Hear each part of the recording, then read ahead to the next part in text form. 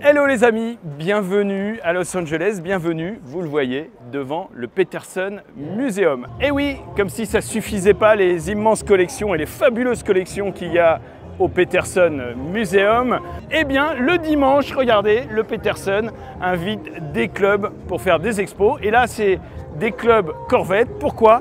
Eh bien pour célébrer les 70 ans de la Corvette. Alors on va aller voir un peu tous les sublimes modèles qui sont ici.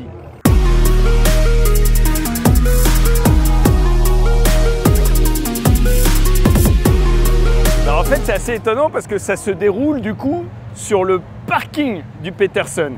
C'est un parking avec plusieurs étages et là ça se déroule sur le 3e et le 4e étage du parking, donc en hauteur. C'est assez incroyable.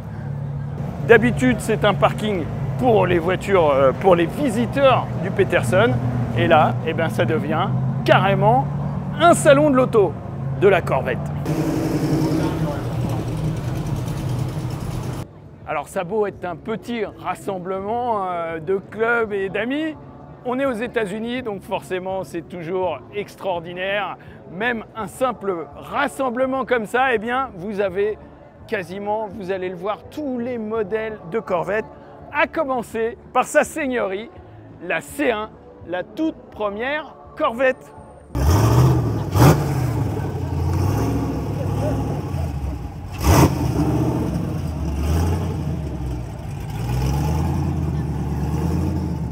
Voici donc la toute première Corvette, ou plutôt devrais-je dire la Chevrolet Corvette, car on a tendance à l'oublier en France. Mais Corvette, ce n'est pas une marque. La Corvette, c'est un modèle de Chevrolet. Chevrolet, qui est une filiale de General Motors comme GMC ou Cadillac. Sorti en 1953, c'est le mythique designer de Chevrolet, Harley J. Earl, qui l'a dessiné. Et le responsable des relations presse qui trouva le nom en feuilletant un dictionnaire. D'abord proposé qu'en blanc et avec un 6 cylindres de 150 chevaux, ce n'est qu'en 1955 qu'elle adoptera un V8 de 195 chevaux. Elle évoluera rapidement. Regardez celle-là. On aurait tendance à croire que c'est une C2, mais non, c'est bien une C1, c'est bien la première génération de Corvette, mais en phase 2. C'est pour ça, les doubles phares à l'avant. Et alors, petite anecdote, hein, si la phase 1 c'était vraiment pour le plaisir, pour se balader, eh bien la phase 2 elle a été faite plutôt pour faire de la compétition. La première était un peu trop cruising pour pouvoir courir avec, donc voilà l'origine de la phase 2. Ensuite, 1963, apparition de la deuxième génération, cette fois, de Corvette, la C2. Avec son look absolument inimitable, sa version Stingray, et regardez comme c'est magnifique. Preuve que c'était une autre époque, la C2 est plus petite que celle qu'elle remplace, mais elle innove sur tout un tas de plans.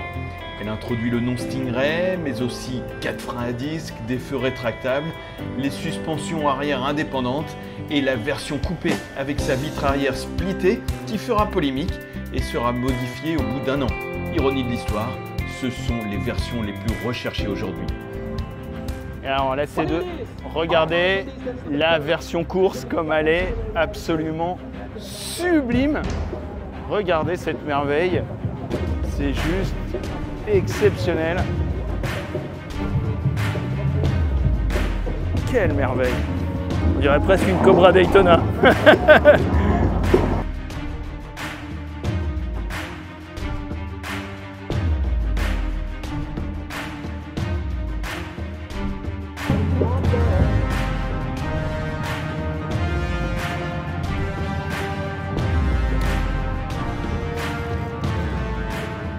Et la C2 durera jusqu'en 1967. 1968, on passe à la troisième génération, la C3. Là, on est vraiment dans les années 70 avec ce look, mais vraiment fabuleux. C'est vraiment une de mes générations de Corvette préférées. C'est sublime. Regardez ces épaules, c'est magnifique. C'est en même temps en rondeur, en même temps un peu sharp. C'est vraiment une des plus belles Corvettes de l'histoire, particulièrement en version Stingray comme ça. Et pourtant, beaucoup d'éléments moteurs et châssis étaient repris de la génération précédente. Et cela n'empêchera pas quelques évolutions comme l'arrivée de la version hardtop, autrement dit avec un toit escamotable en 2 parties. 84, on passe à la C4, la 4e génération, et vraiment purement dans le design des années 80. Regardez, alors moi c'est une Corvette que j'adore, c'est une Corvette qui est un peu critiquée par les fans. Moi personnellement je l'adore, je la trouve très épurée, très jolie. Et puis c'était la Corvette qu'il y avait dans mon enfance, donc forcément ça m'a marqué, c'est la première Corvette que j'ai connue. Alors ce qui est un peu controversé sur cette Corvette, c'est évidemment les feux qui sont pas vraiment ronds, qui sont un peu carrés, donc ça surprend. Mais moi perso, j'aime bien. Et je trouve quand même, malgré qu'ils soient un peu carrés, on retrouve les doubles feux de la Corvette typique, beaucoup plus que sur la dernière par exemple. Fin des années 80, débarque la C5. Alors celle-là, bon, elle me parle énormément puisque la fin de sa carrière, j'étais déjà à turbo sur M6, donc j'ai eu l'occasion de pas mal rouler avec. Et je vous avoue, c'était un gros paquebot, mais c'était quand même très fun à conduire avec son gros V8 qu'on voyait quand même pas mal. Je vous avoue, c'était une voiture très attachante. Et là, on retrouve les feux ronds sur cette génération-là. On voit que ça avait fait polémique sur la génération d'avant. Ils sont revenus au principe de base. 2005, là on rentre vraiment dans l'ère moderne des Corvettes avec la C6, voiture que j'ai beaucoup roulée, hein. J'étais journaliste auto quand elle est sortie et c'est une voiture vraiment avec laquelle j'ai pris énormément de plaisir. Ça commençait à être assez sérieux sur route et particulièrement dans cette version Z06. Z06, 505 chevaux, accrochez-vous sur les roues arrière. Je peux vous dire que c'était une drift machine. Elle sera remplacée en 2014 par la C7, la 7e génération. Et je ne vais pas vous faire de mystère, hein.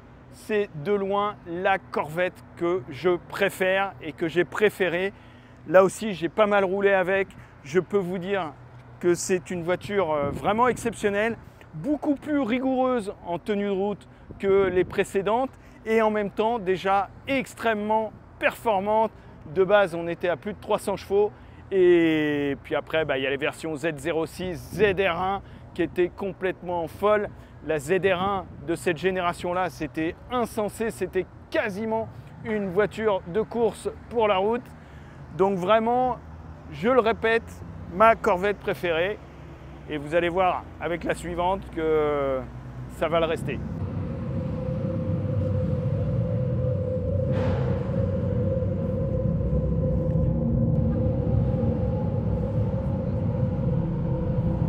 Et en 2020, il y a tout juste 3 ans, sortait la génération actuelle, la C8.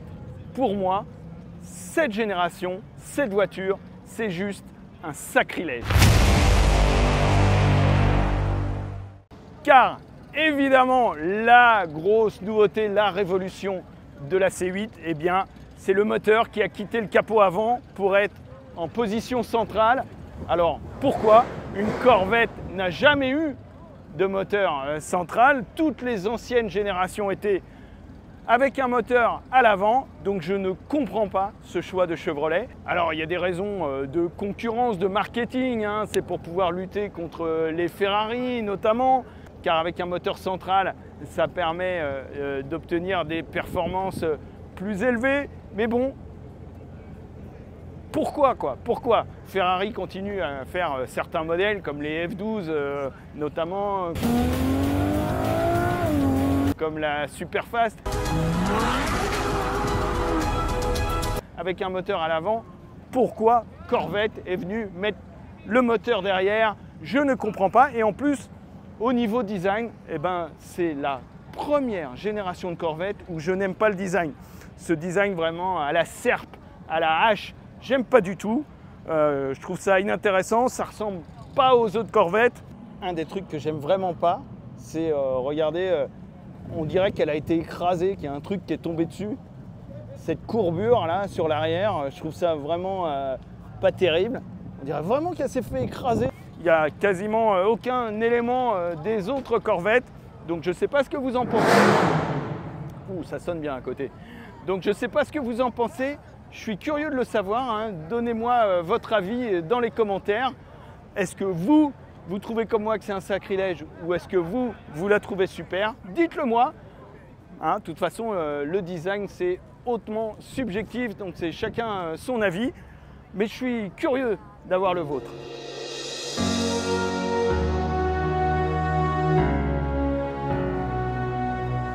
Voilà, j'espère que ce petit tour d'horizon des 70 ans de Corvette à l'occasion de ce rassemblement ici au Petersen Museum, ça vous a plu. Il est temps de se quitter parce que regardez, hein, c'est vraiment à l'américaine. On est dimanche, il est 11h30 et déjà, vous le constatez, déjà beaucoup de voitures sont parties, beaucoup de propriétaires sont partis. C'est comme ça ici aux États-Unis et particulièrement en Californie. On vient très tôt le matin, le dimanche, au rassemblement, vers 6-7 heures du mat. Et à 11h30 midi, tout le monde est parti. Alors n'hésitez pas à liker, à vous abonner, à commenter. Et puis rendez-vous pour les prochaines vidéos. À ciao!